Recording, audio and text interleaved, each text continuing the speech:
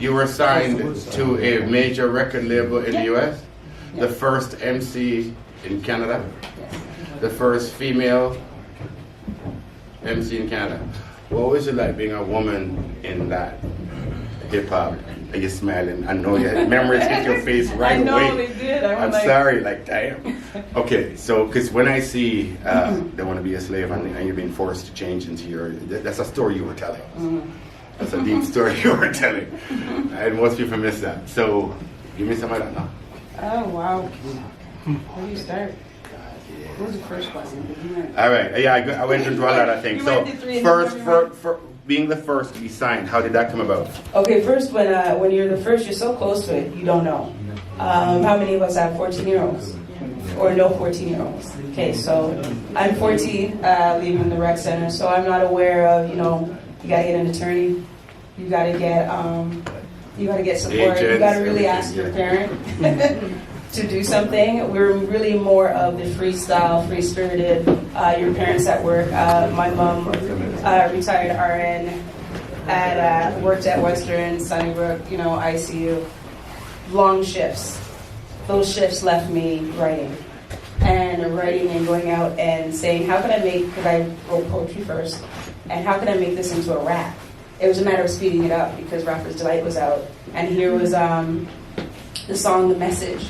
Speaking of situations that you knew happened, but you wouldn't hear about them happening from Canada. Yeah, why not? All right. Lights, please. Okay. Just setting Leave that on. So, it's all right.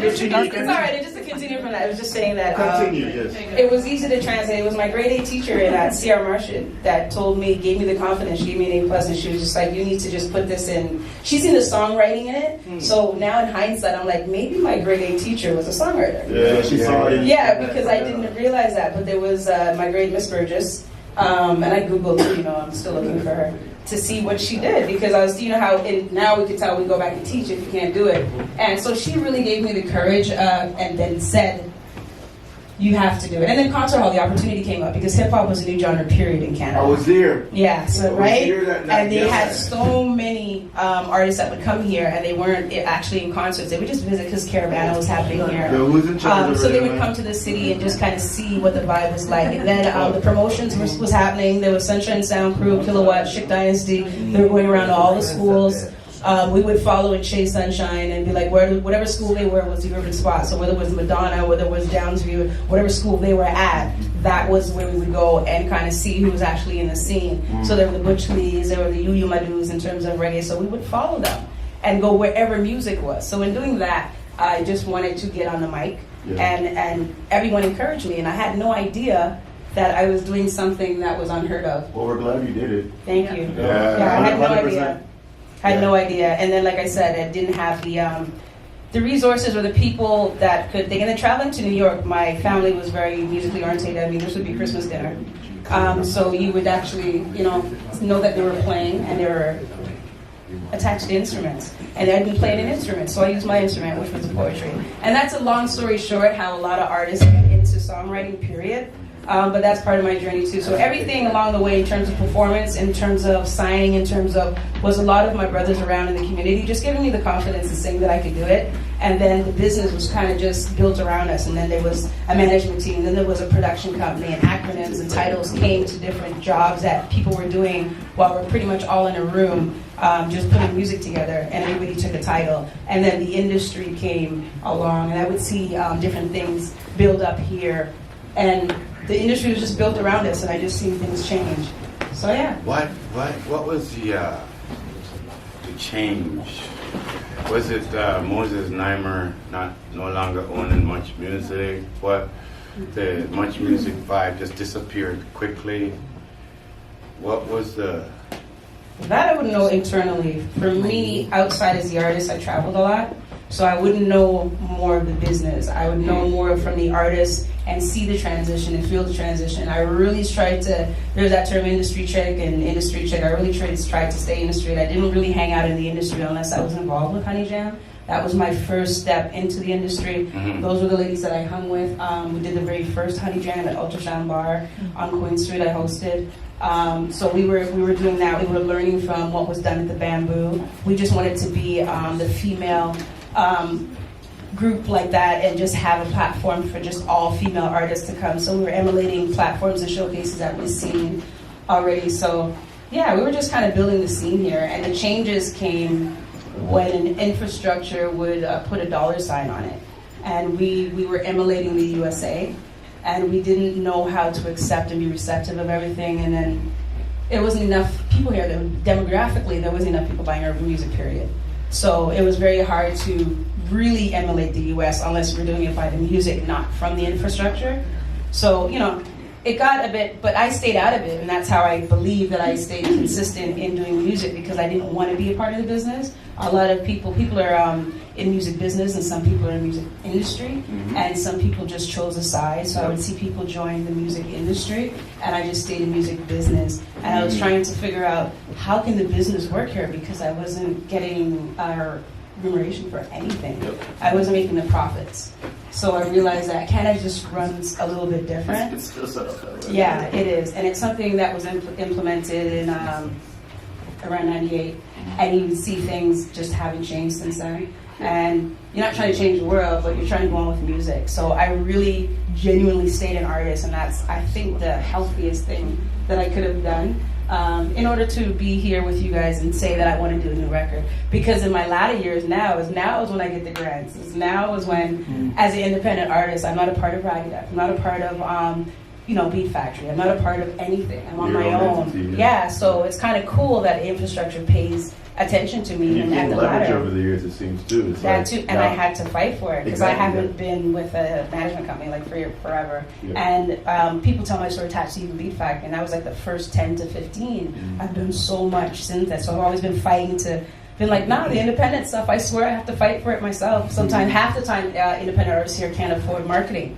So I attach myself to everything that is out there that has marketing. And that's kind of how I survive. And then work behind the scenes. I love the artists. So once you don't take out the community out of someone from the community, you can actually, you still stay relevant, you still stay cool. Because if it wasn't for you guys and people in the community, I wouldn't even be here. I've tried to quit many times.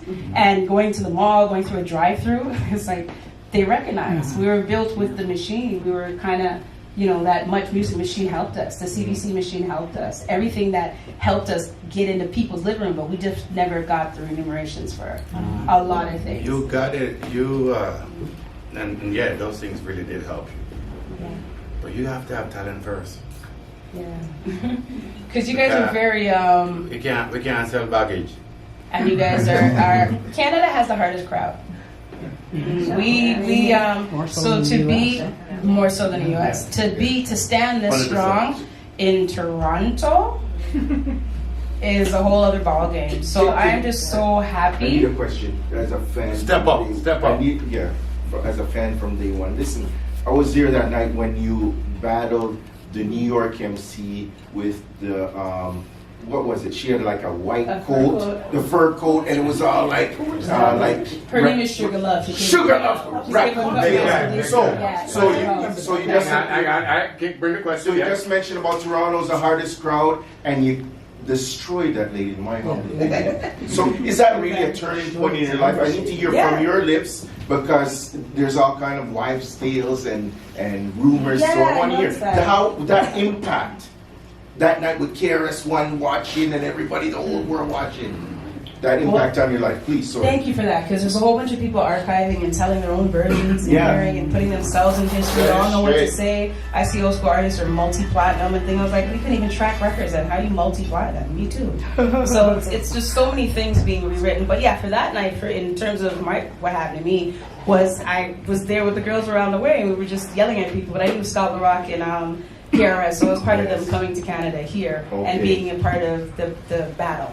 Period. So it was just nice. So when Kane and them comes, like, yo, Michie, you get us there. Who'd you come with? Because Kane was just working out with Biz.